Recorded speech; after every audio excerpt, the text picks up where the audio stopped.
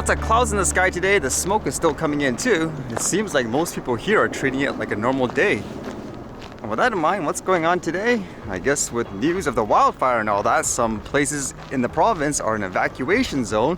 And according to this, they're telling people to stop flying their drones and so forth.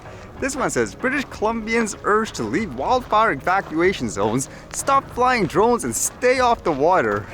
So in telling people to leave immediately, it says there have been instances over the past few days when firefighters have had to enter dangerous areas to pull people from their homes and where first responders and residents have become trapped by a fire. The greatest consequence of ignoring an evacuation order is the loss of life, and it might not be the loss of life of the person who lives in their residence. It could be the loss of life of first responder who is trying to help them and who is trying to help put out the fire and keep the community safe, said Minister of Emergency Management and Climate Readiness, Bowen Ma.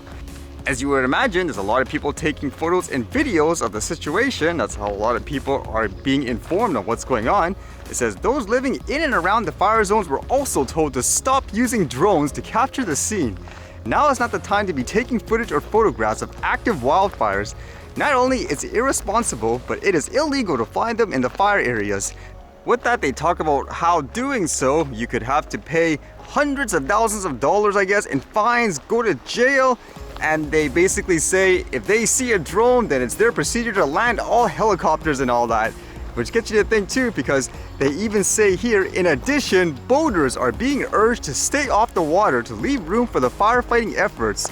This is not the time to be boating on lakes where air tankers are landing to use the lakes to refill. Keep boats away from areas where other planes and helicopters are operating. So it makes me think there again, are the helicopters in actual danger for wherever these drone operators are flying, for what they say anyways? Are they literally several kilometers away? You see a quote drone and now you say, oh, land them all, you could go to jail and all that? Why aren't you saying that about the boats? I'd be wondering. It's kind of like that story with the ones where they say they were ATV riders basically getting in the way of emergency responders. Literally, they got in the way of them, but the focus is still, oh, the drone operator, you're gonna go to jail, you're forcing us to stop everything. Why don't you just take care of the situation? To me, it's always, again, here, the focus is the drone. It's one thing if people are literally getting in the way, that you shouldn't do. But if you're telling me, for example, the person's several kilometers away just documenting the situation, that can be just as valuable in my opinion in terms of trying to find out what's going on. Is there anyone that needs help, for example? I mean, look at things like in the US with that wildfire where regular footage from average people or organizations, it basically showed, for example, the fire. It potentially started with things like down power lines. In my opinion, it's just as important during these times to have information like that as well.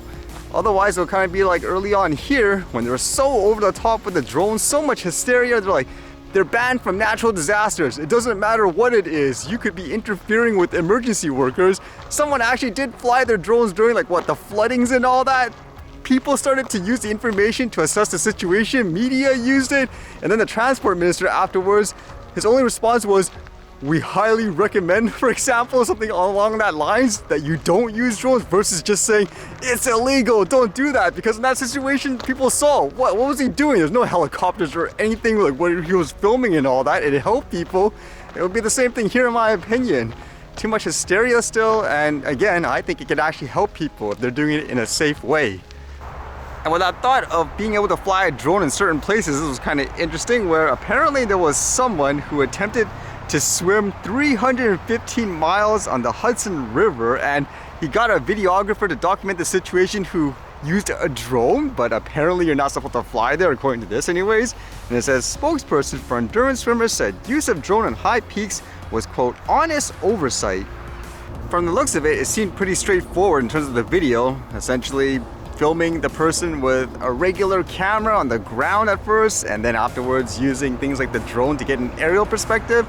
And it says a spokesman for the endurance swimmer and environmental activist Louis Pugh said the drone use, which appeared to be at the Hudson's headwaters at Lake Tier of the clouds on the slope of Mount Marcy, was, quote, an honest oversight, and that his team is now complying with wilderness regulations after being briefed by State Department of Environmental Conservation officials.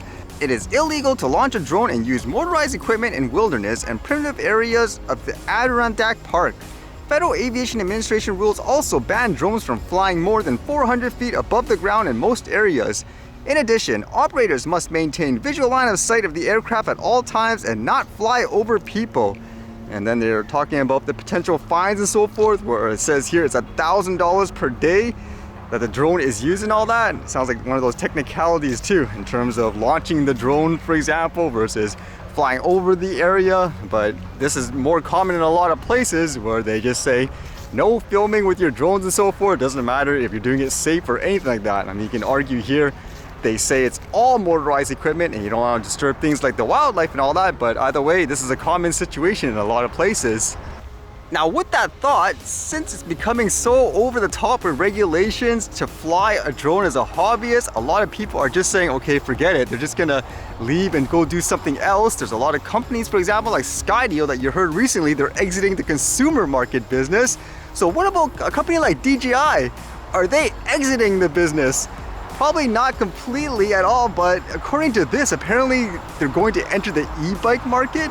It says here recently, 36KR exclusively learned from multiple sources that DJI is about to enter the e-bike industry and the internal project code is EB. The project is still in the confidential stage and the project leader is senior engineer Alex Gia, who previously worked as a stabilizer gimbal motor and was responsible for DJI's Ronin's product line. And it says, according to them, the e-bike project was started during the epidemic times, I guess during the shutdowns and all that. It says, at that time, the e-bike track was not yet hot and DJI had already set up a project for e-bike. DJI E-bike will be positioned as a high-end model sports off-road scene focusing on overseas markets and is currently developing its own e-bike system. And it makes you wonder, with people wanting to ban, just say Chinese-made drones, would they actually ban everything that they make, like for example here, e-bikes and all that as well? It's kind of interesting if they're aiming it to be more high-end, but either way, it'll be kind of interesting if they actually do focus more on stuff like this versus say, quote, consumer drones and just focus more on enterprise solution like what a lot of companies seem like they're doing. Is it just too much regulations and all that? Professional diploma in professional photography.